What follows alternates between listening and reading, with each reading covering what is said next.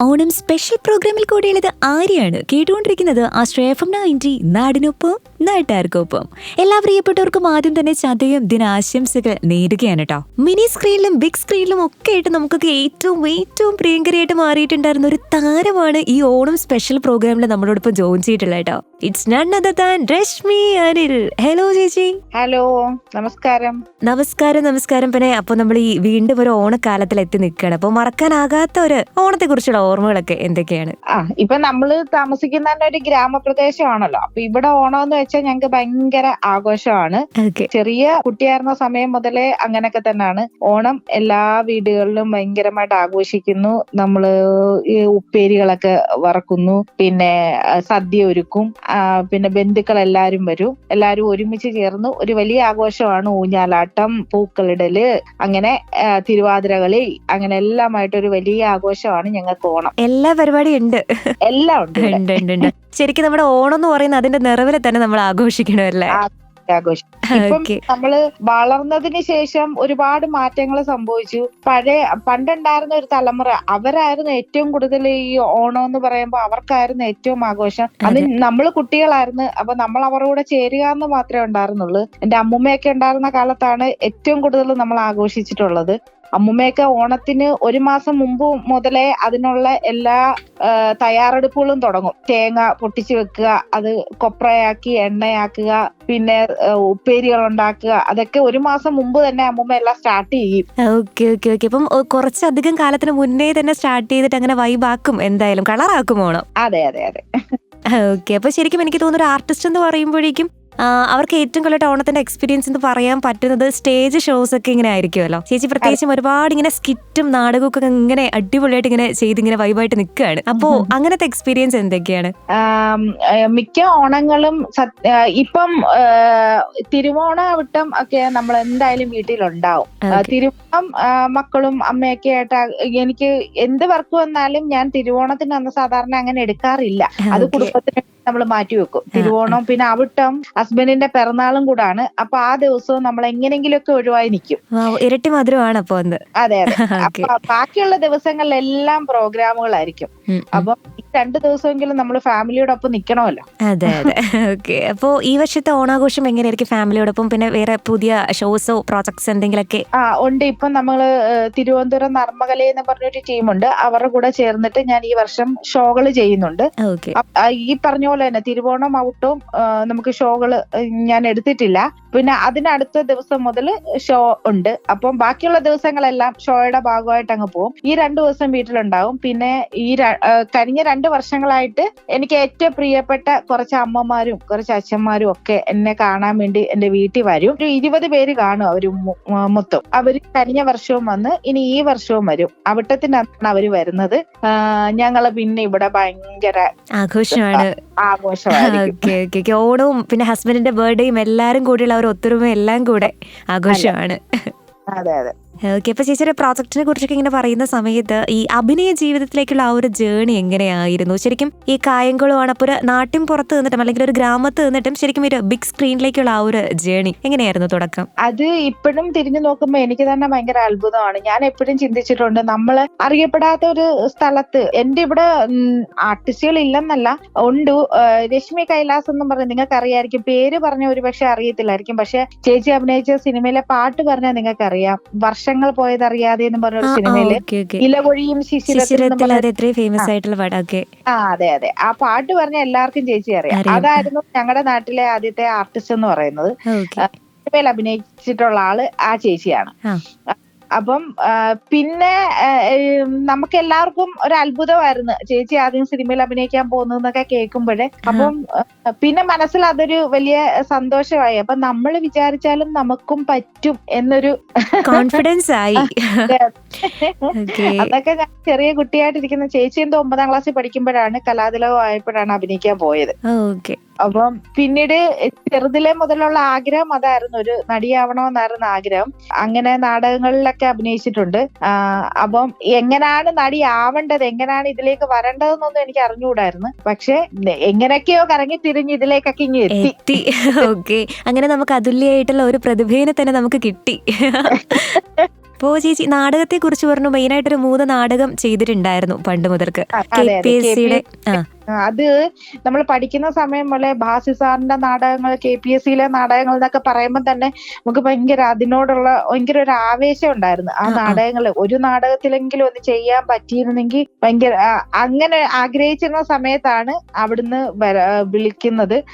അവിടെ ഒരു പുതിയ നാടകം എടുക്കുന്നു, അതിലേക്ക് ഒരു നായികയാവണം, ഒരു ചെറിയ കുട്ടിയാവണം, 2 ക്യാരക്ടർ ചെയ്യാൻ ഒരാള് വേണം. അങ്ങനെ ഷാജഹാൻ സാർ, അവന്റെ പ്രസിഡന്റ് ആയിരുന്ന ഷാജഹാൻ സാർ എന്നെ കാണാൻ വന്നു. അങ്ങനെ അദ്ദേഹം കണ്ട് പിന്നെ അവിടെ ഒരു ഓഡീഷന് പോയി. അവിടെ ചെന്ന് കഴിഞ്ഞപ്പോഴത്തേക്ക് ഡയറക്ടർക്കൊക്കെ ഇഷ്ടപ്പെട്ടു. അങ്ങനെയാണ് ആ നാടകത്തിലേക്ക് വരുന്നത്. പിന്നെ അതിന്റെ അടുത്ത വർഷം വീണ്ടും 2 മുടിയനായ പുത്രന്റെ അശ്വമേധം കൂടെ എടുക്കുന്നത് ഭയങ്കര സന്തോഷമായി. അതിലും കൂടെ ഒന്ന് അഭിനയിക്കണമെന്നുള്ള ആഗ്രഹമായി. അങ്ങനെ വീണ്ടും അവിടെ തന്നെ നിന്നു. അങ്ങനെയാണ് 3 നാടകങ്ങൾ ചെയ്തത്. ഒരുപാട് സ്റ്റേജ് ഉണ്ടായിരുന്നല്ലോ എല്ലാ നാടകങ്ങൾക്കും. അതെ അതെ അതെ, എനിക്ക് തോന്നുന്നു ഈ തമസിനേക്കാളും കൂടുതൽ സ്റ്റേജ് മുടിയനായ പുത്രനും അശ്വമേധത്തിനും ആയിരുന്നു. ഇപ്പോഴും ഭയങ്കര സ്വീകാര്യതയാണല്ലോ. അതെ അതെ. അപ്പോ ചേച്ചി അത് കഴിഞ്ഞിട്ട് സിനിമയിലേക്ക് എത്തിയത് എങ്ങനെയായിരുന്നു? അതിനുശേഷം പിന്നെ ഇവിടെ അച്ഛൻ ഒക്കെ ഭയങ്കര പ്രശ്നമായി, ഇനിയിപ്പം അഭിനയിക്കാനൊന്നും പോകണ്ട. ആ സമയത്ത് തന്നെ സീരിയലുകളിൽ നിന്നൊക്കെ വിളിക്കുന്നുണ്ടായിരുന്നു. പക്ഷെ അച്ഛന് അതിനോടൊന്നും താല്പര്യമില്ലായിരുന്നു. അപ്പൊ അച്ഛൻ പറഞ്ഞു നാടകത്തിന് പോയി കാര്യം ശരിയാ, ഇനി പക്ഷെ അത് വേണ്ട, തുടർന്ന് പോകണ്ടെന്ന് പറഞ്ഞു. അങ്ങനെ 2006 കല്യാണം കഴിക്കുന്നു. കല്യാണത്തിന് ശേഷം പിന്നെ നമ്മൾ അതിനെ കുറിച്ച് ചിന്തിക്കുന്നേ ഇല്ല. പിന്നെ ഞാൻ BEd എടുത്തു. അപ്പൊ സ്കൂളിൽ ടീച്ചറായിട്ട് വർക്ക് ചെയ്യാൻ തുടങ്ങി. ആ സമയത്താണ് മോനെ സീരിയലിലേക്ക് അഭിനയിക്കാൻ വേണ്ടിയിട്ട്, 2ാമത്തെ കുട്ടി ആയതിനു ശേഷമാണ് സീരിയലിൽ ഒരു ചെറിയ കുട്ടി വേണോന്നും പറഞ്ഞുകൊണ്ട് ഇങ്ങനെ നമ്മുടെ ഇവിടെ ഉള്ള ഒരു പഞ്ചായത്ത് മെമ്പറും എല്ലാവരും, അവർക്കറിയാം ഞാൻ പണ്ട് നാടകത്തിനൊക്കെ അഭിനയിച്ചിട്ടുണ്ട് എന്ന് അവർക്കറിയാം. അതുകൊണ്ട് നമുക്കതൊരു പ്രശ്നമില്ലാന്ന് കണ്ടിട്ടാണ് അവര് വന്ന് മോനെ ഒന്ന് അഭിനയിക്കാൻ ഒരു ഒറ്റ ഷെഡ്യൂളേ ഉള്ളൂ. അപ്പൊ അന്ന് പോയിട്ട് ഇങ്ങനെ വേഗം തിരിച്ചു പോരാം എന്നുള്ള രീതിയിലായിരുന്നു. AM നസീർ സാറിന്റെ സീരിയലായിരുന്നു പരിണയം എന്ന് പറഞ്ഞു, മഴവിൽ മനോരമയിലെ സീരിയലായിരുന്നു. അപ്പൊ കുഞ്ഞിനെയും കൊണ്ട് വന്നതാണ്. കുഞ്ഞിനെയും കൊണ്ട് വന്നു കഴിഞ്ഞപ്പോ അയാള് എല്ലാരുമായിട്ട് ഭയങ്കര ചിരിയും കളിയും കരച്ചിലും, അതെ കമ്പനി ആയതുകൊണ്ട് അയാളുടെ ഒരു 1.5 വയസ്സ് വരെ ആ സീരിയല് നീണ്ടുപോയി. കാലങ്ങൾ മാറുന്നുണ്ട്, പക്ഷെ കുഞ്ഞിന്റെ വളർച്ച മാത്രം അത് ഗ്രാജുവേറ്റ് ഇങ്ങനെ വളർച്ചകൾ ഇങ്ങനെ വന്ന് പോയിക്കൊണ്ടിരിക്കുകയാണ്. പക്ഷെ ബാക്കി എല്ലാവർക്കും അവരുടെ ഫാക്ടറി വളരുന്നു, അവരുടെ ബിസിനസ് വളരുന്നു, കാര്യങ്ങളൊക്കെ നന്നായി പോകുന്നുണ്ട്. അപ്പം അങ്ങനെയാണ് ചേച്ചിയും പിന്നീട് എത്തിപ്പെട്ടത് സിനിമയിലോട്ട്, മോനിലൂടെ. അതില് മോനെ തട്ടിക്കൊണ്ടു പോകുന്ന ഒരു സ്ത്രീയുടെ ഒരു ഭിക്ഷക്കാരിയായിട്ട് ഒരു അപ്പൊ സാറ് പറഞ്ഞു വേറൊരാൾ അത് അഭിനയിക്കുകയാണെങ്കിൽ കുഞ്ഞ് പേടിക്കും, ഇങ്ങനെ കരിയൊക്കെ തേച്ച് അഭിനയിക്കുമ്പോ ഇവനെ കൊണ്ട് ഓടുകയൊക്കെ വേണം. അപ്പൊ അമ്മ തന്നെ ആകുമ്പോ അതൊരു പ്രശ്നമില്ലല്ലോ, രശ്മി അഭിനയിച്ചിട്ടുള്ള ആളല്ലേ, കുഴപ്പമില്ലല്ലോ എന്ന് ചോദിച്ചു. അപ്പൊ എനിക്കും ഒരു പേടിയുണ്ടായിരുന്നു, നമുക്കത് ചെയ്യാൻ പറ്റുമോ. വർഷങ്ങളായല്ലോ നമ്മള് നാടകമൊക്കെ നിർത്തിയിട്ട്. പിന്നെ ആദ്യമായിട്ട് പിന്നെ വരുന്ന ഒരു അഭിനയിക്കുന്ന ആദ്യത്തെ സംഭവം ഇതാണ്. അപ്പൊ ഹസ്ബൻഡ് എന്റെ അടുത്ത് പറഞ്ഞു, ഇപ്പൊ കുഞ്ഞിന്റെ പേരിൽ അത്യാവശ്യം കുഴപ്പമില്ലാതൊക്കെ ഇവിടെ നിൽക്കുവോ, നീ ഇനി അഭിനയിച്ചിട്ട് ഇവിടുന്ന് കൊച്ചിനെ എല്ലാരെയും പറഞ്ഞു വിടേണ്ട അവസ്ഥ വരുമോന്ന് ചോദിച്ചിട്ടുണ്ട്. ഏതായാലും നമുക്കൊന്ന് നോക്കാം. ശ്രമിക്കുന്നതിൽ തെറ്റില്ലല്ലോ. അവർക്ക് മോശമാണെന്ന് കണ്ട ഒറ്റ ദിവസം കൊണ്ട് ആ ക്യാരക്ടർ അങ്ങ് തീർത്താ പോരെ. അപ്പൊ പറയാം എന്തായാലും നമുക്കൊന്ന് നോക്കാന്ന് പറഞ്ഞ് ഫസ്റ്റ് സീനില് ഇങ്ങനെ നടന്നു വരുന്ന ഒരു സീനുണ്ട് കുഞ്ഞിനെയും കൊണ്ട് ഇങ്ങനെ. അപ്പം ആ ഫസ്റ്റ് സീൻ കഴിഞ്ഞപ്പോ തന്നെ അവരെല്ലാരും ഭയങ്കര ക്ലാപ്പ്. അപ്പൊ എല്ലാരും പറഞ്ഞു നന്നായിരുന്നു, ഈ ഒരുപാട് നാളായിട്ട് അഭിനയിക്കുന്ന ഒരാളായിട്ടാണ് ഞങ്ങൾക്ക് ഫീൽ ചെയ്തത്. അങ്ങനെ ഒരു ദിവസം മാത്രം ഉണ്ടായിരുന്ന ആ സീന് അവരൊരു 5 ദിവസം ആക്കിയത്. ശരിക്കും ഒരു അംഗീകാരം തന്നെയാണല്ലോ ചേച്ചി. ഒന്നത് ഇത്രയും ഗ്യാപ്പിന് ശേഷം ആദ്യമായിട്ട് അഭിനയിക്കുക കൂടി ചെയ്യാണ്. അതെ അതെ. പക്ഷെ അന്നാണ് എന്റെ ഹസ്ബൻഡും അറിയുന്നത് ഞാൻ നാടകം ചെയ്യുന്ന ഒന്നും പുള്ളി കണ്ടിട്ടും ഇല്ലല്ലോ. അപ്പം അന്നാണ് പുള്ളി മനസ്സിലാക്കുന്നത്. സർപ്രൈസ് ആയിട്ടുണ്ടാവല്ലേ? അതെ, ഞാൻ അഭിനയിക്കുമെന്ന് പുള്ളിക്ക് മനസ്സിലായത് അന്നാണ്. ഓക്കെ. അപ്പം ഇത്രയും വലിയൊരു കലാകാരിനെ ഹസ്ബൻഡ് തിരിച്ചറിയാൻ വൈകി പോയോ? നമ്മൾ എല്ലാം തിരിച്ചറിയട്ടെ, കാലമായിട്ട് തിരിച്ചറിയിക്കണമല്ലോ. നമ്മൾ അങ്ങോട്ട് പറയുന്നതിനേക്കാളും തിരിച്ചറിയുന്നതാണ് നല്ലത്. നമ്മുടെ ഇഷ്ടത്തിന് വിടുക എന്നുള്ളതാ. നമ്മൾ അങ്ങോട്ട് ഫോഴ്സ് ചെയ്ത് പോകുമ്പോ എന്ത് പ്രശ്നം വന്നാലും അത് നമ്മൾ തന്നെ നേരിടണം. പക്ഷെ നമുക്ക് ഇങ്ങോട്ട് നമ്മളോട് പറയാം നിനക്കത് ഇഷ്ടമാണോ, നീ അതിന് പൊയ്ക്കോന്ന് പറഞ്ഞാല് അപ്പൊ അവരെയും കൂടെ ഒരു സപ്പോർട്ട് നമുക്ക് ഉണ്ടാവുമല്ലോ. അപ്പൊ അങ്ങനെ എത്ര സിനിമകൾ ചേച്ചി ടോട്ടൽ ഇപ്പൊ ചെയ്തിട്ടുണ്ട്? ഇപ്പൊ ഒരു 40 സിനിമയോളം ചെയ്തിട്ടുണ്ട്. അപ്പം അതിനകത്ത് ഏറ്റവും കഥാപാത്രങ്ങളെല്ലാം പ്രിയപ്പെട്ടവ തന്നെ ആയിരിക്കും. പക്ഷെ ഏറ്റവും കൂടുതൽ നല്ല മെമ്മറബിൾ ആയിട്ടുള്ള മൊമെന്റ്സ് തന്നിട്ടുള്ള കഥാപാത്രം അങ്ങനെ പറയാൻ ഏതായിരിക്കും പെട്ടെന്ന് മനസ്സിലേക്ക് ഓടിയെത്തുന്നത്? എനിക്ക് എല്ലാ സിനിമ ഈ പറഞ്ഞ പോലെ എല്ലാ സിനിമകളും പ്രിയപ്പെട്ടതാണ്. പക്ഷെ ഒരുപാട് ആഗ്രഹിച്ച് ചെയ്ത സിനിമകള് ഒരു സീനേ ഉള്ളെങ്കിലും തോപ്പിൽ ചോപ്പലിലും മമ്മൂക്കയോടൊപ്പം അഭിനയിച്ചത്, മമ്മൂക്കയെ കണ്ട മൊമെന്റ്, അതൊക്കെ ഒരിക്കലും മറക്കാൻ പറ്റാത്ത അനുഭവമായിരുന്നു. മമ്മൂക്കയെ പോലെ ഒരു സ്റ്റാറിന്റെ കൂടെ ഒരു സീനിലെങ്കിലും അഭിനയിക്കുക, അതൊരു വലിയ ട്രിപ്പായിരുന്നു. അതങ്ങ് നടന്നു.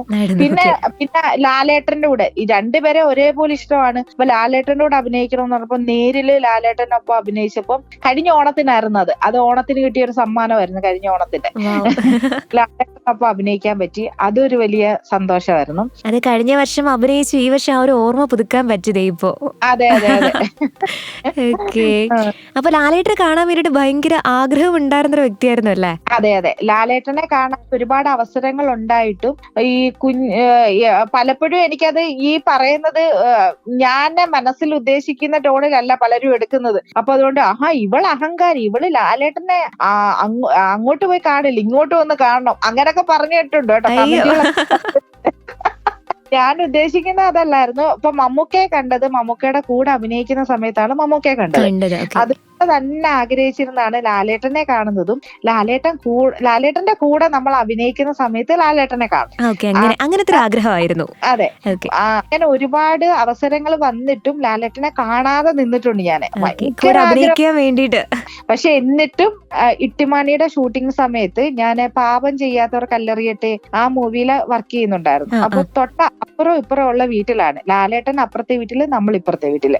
അപ്പം എല്ലാരും ഇവിടുന്ന് ഈ സെറ്റിലുള്ള സകല ആൾക്കാരും ലാലേട്ടനെ കാണാൻ പോയി. അപ്പം എനിക്കാണ് ഇരുന്നിട്ട് ഇരിക്കാനും പറ്റുന്നില്ല, എല്ലാരും എനിക്കൊന്ന് കാണുകയും വേണം. അവസാനം രണ്ടും കൽപ്പിച്ച് ഞാൻ അതിന്റെ കൺട്രോളർ പുള്ളിക്കാരൻ്റെ അടുത്ത് ചെയ്യാൻ പറഞ്ഞു, എനിക്കൊന്ന് കാണണം ലാലേട്ടനെ, പിടിച്ചിരിക്കാൻ പറ്റുന്നില്ല. അത്രയേറെ ആഗ്രഹമായിരുന്നല്ലോ. അങ്ങനെ പുള്ളിക്കാരൻ എന്നെ ലാലേട്ടനെ കാണിക്കാൻ വേണ്ടി കൊണ്ടുപോയി. അവിടെ ചെന്ന് ലാലിനെ കണ്ടു. അപ്പം ലാലേട്ടൻ ഭയങ്കര നമ്മുടെ അടുത്ത് സിനിമയിലൊക്കെ അഭിനയിച്ചു തുടങ്ങിയല്ലേ എന്നൊക്കെ ചോദിച്ചു. ലാലേട്ടൻ പ്രോഗ്രാം എല്ലാം കാണാറുണ്ടെന്ന് പറഞ്ഞു. അതൊക്കെ ഒരു വലിയ സന്തോഷം. ശരിക്കും നമ്മൾ അത്രയേറെ ഇങ്ങനെ ആഗ്രഹിക്കുന്നതിന് എപ്പോഴേക്കും അവിടെ ഇങ്ങോട്ട് ഐഡന്റിഫൈ ചെയ്യാന്ന് പറയുമ്പോഴേക്കും അത് വലിയൊരു കാര്യം തന്നെയാണ്. അതെ. പിന്നെ ലാലേട്ടന്റെ ഒപ്പം സിനിമയിൽ അഭിനയിച്ചപ്പോഴത്തേക്ക് ലാലേട്ടൻ നമ്മുടെ എല്ലാ പ്രോഗ്രാമുകളും കാണുന്നുണ്ട്. മമ്മൂക്കി അങ്ങനെ തന്നെ കേട്ടോ. മമ്മൂക്കി നമ്മുടെ എല്ലാ ഷോസും കാണുന്നുണ്ട്. നമ്മൾ ചെയ്ത കഥാപാത്രങ്ങൾ അവർക്ക് ഓർമ്മയുണ്ട് എന്നൊക്കെ പറയുമ്പോഴേ എന്താന്നറിയത്തില്ല. ഇപ്പൊ എന്നെ കാണുമ്പോൾ തന്നെ ലാലേട്ടനെ സിദ്ദിഖിക്ക് അവരൊക്കെ ഇല്ല ഇങ്ങനെ പറയും. ആ ഒരു സ്കിറ്റിന്റെ കഥാപാത്രം അവരൊക്കെ പറയുമ്പോഴേ നമുക്ക് ഇതിൽ കൂടുതൽ ഒന്നും വേണ്ട. അതെ, ശരിക്കും നമ്മുടെ ഒരു കഥാപാത്രത്തെ വെച്ച് നമ്മളിങ്ങനെ തിരിച്ചറിയാണ്. ശരിക്കും ചേച്ചിന്റെ പേര് കേൾക്കുമ്പോൾ തന്നെ നമ്മുടെ മനസ്സിലേക്ക് വിഷ്വലൈസ് ചെയ്യാൻ പറ്റുന്നതും അത്രയേറെ ട്രെൻഡിങ് ആയിട്ടുണ്ടായിരുന്നു, അത്ര വൈറൽ ആയിട്ടുണ്ടായിരുന്നു ഈ പോർഷൻ. ഓക്കെ. അപ്പൊ ചേച്ചി മറ്റേ പുറത്തോട്ട് ഒരുപാട് അബ്രോഡിലൊക്കെ ഒരുപാട് പ്രോഗ്രാംസ് ഇങ്ങനെ അവതരിപ്പിച്ചിട്ടുണ്ടല്ലോ. അപ്പം അതിനകത്ത് ഈ മറക്കാനാകാത്ത ഒരു ഇൻസിഡന്റ് പറയാവോ? ഫ്ലൈറ്റ് കയറാൻ ആദ്യം പേടിയായിരുന്നു എന്നൊക്കെ ഞാനിങ്ങനെ കേട്ടിട്ടുണ്ട്. ഫ്ലൈറ്റ് കയറാൻ ഞാൻ ഏകദേശം 2011, 2012 ആ ടൈമിലാണ് ഞാൻ ഈ ഫീൽഡിൽ വരുന്നത്. പണ്ട് നാട്ടിൽ ഇത് നമ്മളങ്ങ് മാറിയതാണല്ലോ. 2003 ഈ അഭിനയം എല്ലാം മാറ്റി വെച്ച് നമ്മൾ വേറൊരു ജീവിതത്തിലേക്ക് അങ്ങ് പോയതാ. അപ്പം പിന്നീട് തിരിച്ചു വന്നതിന് ശേഷം ഒരുപാട് ചാൻസുകൾ നമ്മൾ വന്ന സമയം മുതല് ഇപ്പൊ മഴവിൽ മനോരമയിലെ കോമഡി ഫെസ്റ്റിവൽ, അതിലാണ് ആ റിയാലിറ്റി ഷോയിലാണ് ഞാൻ ആദ്യം മത്സരാർത്ഥിയായിട്ട് വരുന്നതും അവിടെ ഒരു മികച്ച നടിയായി. അതിന് ആ സമയം മുതൽ നമുക്ക് ഒരുപാട് ഓഫറുകൾ വരുന്നുണ്ട് പുറത്തേക്ക് പോകാൻ വേണ്ടിയിട്ട്. ഇപ്പം ഒരുപാട് ഷോയ്ക്ക് വിളിക്കുമ്പോഴെല്ലാം ഞാൻ പറയുന്നത് എനിക്ക് പേടിയാ. എനിക്ക് എന്താണ് പേടിയെന്ന് എനിക്ക് അറിയത്തില്ല. എനിക്ക് ഫ്ലൈറ്റിൽ കയറാം. അപ്പൊ ഹസ്ബൻഡിനെ കൊണ്ടുപോകാൻ രശ്മി കുഴപ്പമില്ല, ഹസ്ബൻഡ്. ഞാൻ പറഞ്ഞ ഹസ്ബൻഡിനെ കൊണ്ടുപോയാലും എനിക്ക് ഫ്ലൈറ്റിൽ കയറാൻ പേടിയാണല്ലോ, പിന്നെ എങ്ങനെ? അപ്പൊ അങ്ങനെ ഞാൻ പോകാതെ നിന്നു. പിന്നീട് ചെന്നൈ വെച്ചിട്ട് സൂര്യ ടിവിയുടെ ഒരു ഷോ ഉണ്ടായിരുന്നു.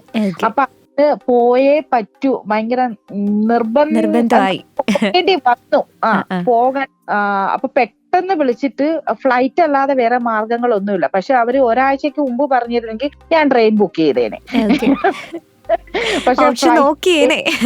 നോക്കിയേനെ. പക്ഷെ പെട്ടെന്ന് പിറ്റേന്ന് ഷൂട്ടാ, ഫ്ലൈറ്റ് കയറിയേ പറ്റൂ എന്നുള്ള ഇത് വന്നപ്പോഴത്തേക്ക് ഞാനും ഏട്ടനും കൂടാണ് പോകുന്നത്. അപ്പൊ ഫ്ലൈറ്റ് കയറി കുറച്ചങ്ങോട്ട് പോയപ്പോ എനിക്ക് അത് പിന്നെ 1 hour കൊണ്ട് എത്തുമല്ലോ. എനിക്കൊന്നും ഫീൽ ചെയ്തില്ല. നമ്മൾ കയറി ഇരുന്ന പോലെ തന്നെ തോന്നുന്നു, ഒരു പ്രശ്നമില്ല. അപ്പൊ എന്റെ അടുത്ത് ഏട്ടൻ പറഞ്ഞു, ഇടി ഇത്രേ ഉള്ളൂ,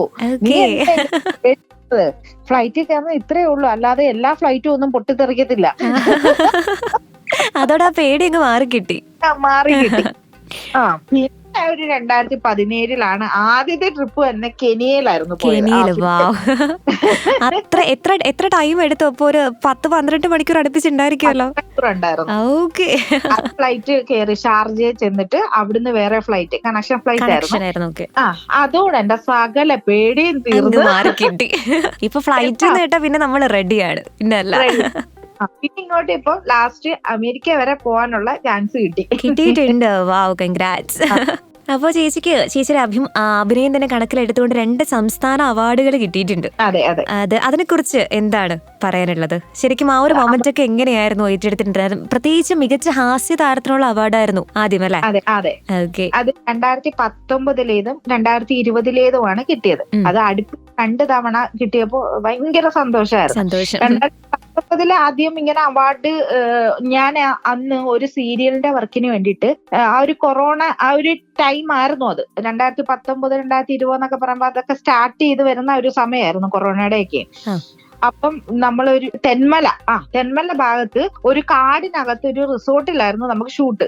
അവിടെ റേഞ്ചേ ഇല്ല. നമ്മള് ഫോൺ ചെയ്യണമെങ്കിൽ ഇങ്ങ് കുറെ കിലോമീറ്ററുകൾ കഴിഞ്ഞ് ഇങ്ങ് റോഡിലെത്തണം, എന്നാലേ റേഞ്ച് ഉള്ളൂ. അപ്പൊ ഇവര് അവാർഡ് കമ്മിറ്റിയും അവരൊക്കെ എന്നെ വിളിക്കുന്നുണ്ട്, എനിക്ക് അവാർഡ് കിട്ടിയെന്ന് പറയാൻ വേണ്ടിട്ട്. പക്ഷെ ഒരാള് വിളിച്ചിട്ടും നമ്മളെ കിട്ടണ്ടേ, റേഞ്ച് ഉള്ള സ്ഥലത്തല്ലല്ലോ നമ്മള് നിക്കുന്നത്.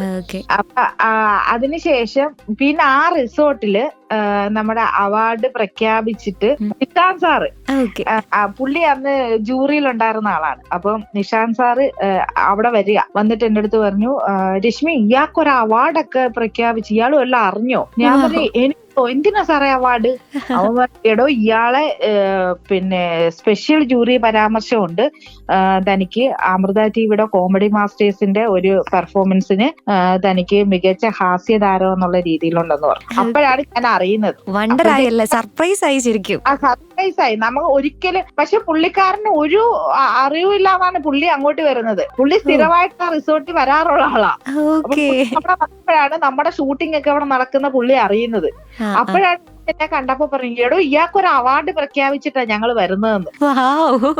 ശരിക്കും അവാർഡ് ലഭിച്ച കാര്യം അറിയാൻ ഏറ്റവും വൈകി പോയത് ചേച്ചി മാത്രമായിരിക്കും, അല്ലേ? ബാക്കി എല്ലാരും അറിഞ്ഞിട്ട് അവസാനമാണ് അവാർഡ് കിട്ടിയ ആൾ അറിയുന്നേ. അതെ, എല്ലാരും അറിഞ്ഞ് ടിവിയിലും വരുന്നുണ്ട്. അപ്പോഴത്തേക്ക് ഞാൻ ആ റേഞ്ച് ഉള്ള സ്ഥലത്തേക്ക് എത്തി, റോഡില് വന്ന് നോക്കിയപ്പോഴത്തേക്ക് എത്രയൊക്കെ മെസ്സേജുകളും എത്രയൊക്കെ കോളുകളും ഫോണിൽ വന്ന് കിടക്കുന്നത് ഭയങ്കര അത്ഭുതമായിപ്പോയി. എല്ലാം അറിഞ്ഞിട്ട് ലാസ്റ്റ് അറിഞ്ഞ ആളാണ് ഞാൻ. ശരിയാ, ഇത്രയും മെസ്സേജുകളൊക്കെ വന്ന് കിടക്കുക ഫോണില്. എന്തായാലും അതൊരിക്കലും മറക്കാൻ പറ്റാത്തൊരു മൊമെന്റ് തന്നെ ആയിരിക്കും, അല്ലേ? അതെ. പിന്നെ 2020 അത് പിന്നെ നമ്മൾ അന്നേരം തന്നെ അറിഞ്ഞിരുന്നു. അവിടുന്ന് വിളിച്ചിട്ട് ഇങ്ങനെ പറഞ്ഞു അവാർഡ് ഉണ്ട് എന്ന് പറഞ്ഞു. ഭയങ്കര സന്തോഷമായി 2 തവണ അടുപ്പിച്ച് കിട്ടിയപ്പോ. നമുക്ക് ഡബിൾ സന്തോഷം. കാരണം നമുക്ക് അത്രയും ഈ വിഷമത്തിലിരിക്കുന്ന ആൾക്കാരെ ചിരിപ്പിക്കാന്ന് പറയുന്നത്, അല്ലെങ്കിൽ ഒരു നോർമൽ ആയിട്ടിരിക്കുന്ന ആൾക്കാരെ തന്നെ അല്ല ചിരിപ്പിക്കാന്ന് പറയുന്നത്, അത് ചില്ലറ കാര്യമൊന്നുമല്ല. ചിരിപ്പിക്കാന്ന് പറയുന്നത് ശരിക്കും ഒരു അനുഗ്രഹം തന്നെയാണ്. നമുക്ക് കിട്ടിയിരിക്കുന്ന പ്രത്യേക കഴിവ് തന്നെയാണല്ലോ. അപ്പം അതിന് നമുക്കൊരു ഇരട്ടി മധുരമാണ് നമുക്ക് കിട്ടുന്ന ഓരോ അംഗീകാരങ്ങളും അവാർഡുകളായിട്ട് കിട്ടുന്നത്. ശരിക്കും പ്രൗഡ് ഓഫ് യു മാൻ എന്ന് തന്നെ പറയണം. കരയാതിരിക്കാൻ പറ്റും, അത് മാത്രമേ നമുക്ക് പറ്റത്തുള്ളൂ. നിർത്താം, പക്ഷെ കരയാതിരിക്കാൻ നമുക്ക് പറ്റില്ല. നമ്മൾ കരഞ്ഞു പോകും. ഒരു സങ്കടം കേട്ടാല് നമ്മൾ കരഞ്ഞു പോകും, അല്ലെങ്കിൽ നമ്മുടെ ഉള്ളിൽ തട്ടി ഒരു വിഷമം നമുക്ക് ഉണ്ടായാലും നമ്മൾ കരഞ്ഞു പോകും. പക്ഷെ ചിരിക്കാതിരിക്കാൻ നമ്മൾ ചിലപ്പോൾ ഒരുപക്ഷെ ശ്രമിച്ചാൽ സാധിക്കും. പക്ഷെ ആ ചിരിക്കാതിരിക്കുമ്പോ ചിരിപ്പിക്കാന്ന് പറയുന്നതാണ് ഭയങ്കര ടാസ്ക് എന്ന് പറയുന്നത്. അതാണ് അതായത് ശരിക്കും എന്ന് വെച്ചാൽ ചിരിപ്പിക്കാന്ന്, അതാ ഞാൻ പറഞ്ഞ ചിരിപ്പിക്കാന്ന് വെച്ച് കഴിഞ്ഞാൽ അത്ര ചില്ലറ കാര്യമൊന്നുമല്ല. ഓരോ ആൾക്കാരും നമ്മൾ പറയുന്ന ഏറ്റെടുക്കുന്നതൊക്കെ പല പല രീതിയിലായിരിക്കത്തില്ലേ. അപ്പൊ ശരിക്കും ടാസ്ക് ആണ്. അതിൽ ചേച്ചി 100% ഇങ്ങനെ വിജയിച്ചിങ്ങനെ നിൽക്കുകയാണ്.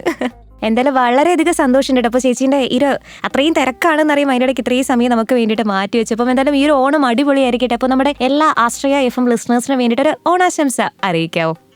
എല്ലാവർക്കും, ഈ കേട്ടുകൊണ്ടിരിക്കുന്ന എല്ലാവർക്കും, അല്ലെങ്കിൽ എല്ലാ ആൾക്കാർക്കും, നമ്മുടെ പ്രോഗ്രാമുകൾ കാണുന്നവർക്കും എല്ലാവർക്കും എന്റെ ഹൃദയം നിറഞ്ഞ ഓണാശംസകൾ. താങ്ക് യു സോ മച്ച് ചേച്ചി, താങ്ക് യു സോ മച്ച്. അങ്ങനത്തെ നമ്മുടെ ഈ ഒരു ചതയം ദിനവും ചേച്ചി മീനിങ് ഫുൾ ആക്കിയിരിക്കുകയാണ്. അതേ ഒരുപാട് ഓണവിശേഷങ്ങൾ നമ്മൾ പങ്കുവച്ചു, മറ്റു ചില വിശേഷങ്ങളും പങ്കുവച്ചിട്ടുണ്ടായിരുന്നു. എല്ലാവർക്കും നല്ലൊരു ചതയം ദിനമായിരിക്കട്ടെ എന്ന് വീണ്ടും ആശംസിക്കുന്നു. This is RJ Arya signing out from Onam special programme. Keep on listening to ആസ്ട്രേ ഫ്രം 90 നാടിനൊപ്പം നാട്ടാർക്കൊപ്പം.